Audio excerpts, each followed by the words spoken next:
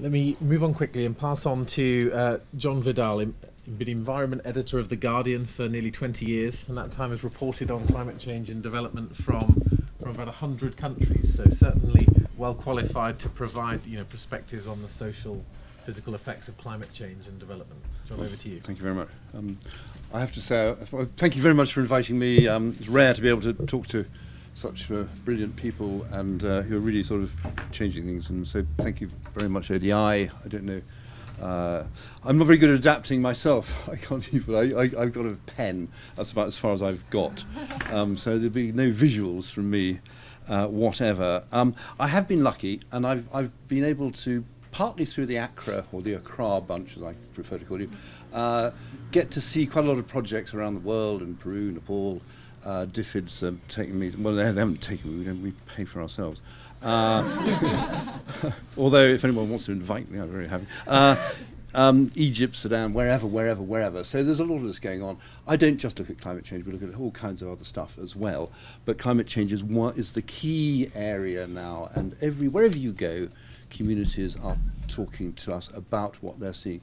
And the extraordinary thing is, I mean, just to root the whole thing, the extraordinary thing is that everyone's coming up with the same stories. It's not as if, the people of Sudan are saying something different to the people of Uganda, or the people of South Africa, or Ecuador, or Peru, or wherever. It's the same manifestations of these phenomena are taking place. Which has totally convinced me, I mean, being a natural-born skeptic, that there is something deeply changing about what is happening. The interesting thing is that people are changing in very different ways, different speeds, different in different manners. But I want to look at the area which we haven't looked at very much, which is the governmental level. Basically, governments set the overall picture. And if you get a government which really gets or understands climate change and the potential for it to completely wreck an economy or wreck a country, socially or demographically or wherever, over the next 35 years, you're going to get a set of policies which are going to make those populations much more resilient, much more able to adapt. And so that's one thing. The other thing which occurs to me is that most ecologically sound systems of farming or of land management or of I don't know, fishing or wherever tend to produce the most resilient people and the communities who can best resist any changes which do happen. So, for instance, in Nepal, there was an extraordinary tree planting project which is based on community tree planting. Absolutely fantastic stuff. I mean, I would say over the next 20, 30 years, that program of tree planting, which wasn't a climate change thing, it was just a tree planting thing, will probably protect and enable resilience in those communities far, far more than any climate change thing. What they were very cleverly doing there, this was actually DFID, I have to say, DFID and others, and Oxfam and whoever, were encouraging tree planting, but they were calling it a climate change program. I mean, it wasn't actually, it was a tree planting, they just changed the name. Basically, if you have a very ecologically sound way of developing, you will probably get much more resilient communities. So that's the one thing. And equally, if you have very ecologically unsound, you will have very vulnerable communities, and I've seen that terrifying things going on in Ethiopia and elsewhere with these vast, great sort of mechanized farming schemes, which are just absolutely basically designed to rip communities apart and provide no protection or adaptation ability, and in fact take away resilience from communities. So again, Kenya, I noticed that Kenya is planting 7 billion trees over the next 20 years or 30 years to protect its water resources. It's fantastic news. I mean, that really, really is good news. Let's start from that top thing, come down. When you get to individual communities, then you seem to have some which are getting very good at, if you like, predicting, so how they're adapting to things which they know are going to happen. So they've had an event or something like that. They want to know when it's going to happen.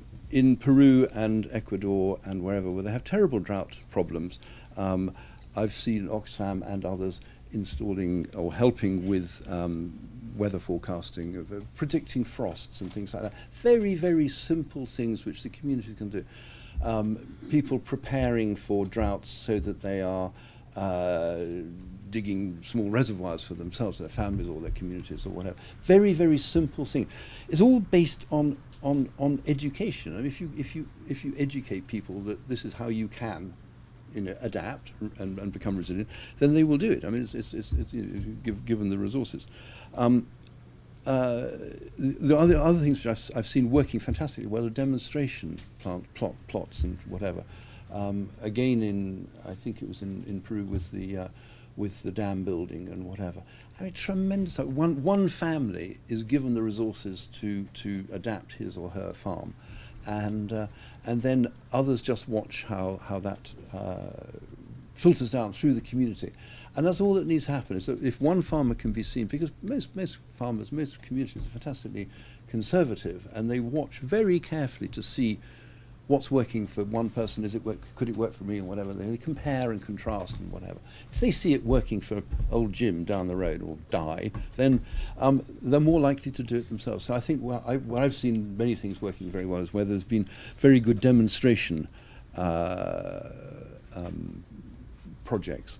The other thing which I've seen, I think the forecasting stuff is really interesting, and helping people understand what may be coming down the road. The best the best adaptive one I've ever saw was in Cuba, where they nicked Al Gore's film. What was it called? Yeah, and they just put it on the television. They didn't pay Al Gore or anything like that. And they didn't just do it once, they did it 7 days in a row. And then they did it the next week, and then they did it the next week, and they didn't pay, they just did it, put it on the thing. This is what is happening, this is climate change, and let people understand for themselves that unless they change, or unless Cuba was prepared to change, then you would have more hurricanes, more tropical storms, more droughts, whatever. And that just seemed to me a sort of fantastically good way of adapting a country to, was basically just taking the best information and providing people with the best information there is. That was very good. A lot of stuff is reactive, as Simon was saying. So it's only in the aftermath of a landslide or a landslip, or people begin to understand what is happening. So it's a very good way of I mean, that which doesn't kill you, if you like, makes you stronger. And I've seen a lot of stuff in Brazil and elsewhere where people are no longer building in such mad places on sort of slopes, which are going to. That comes back to planning systems and governments and beginning to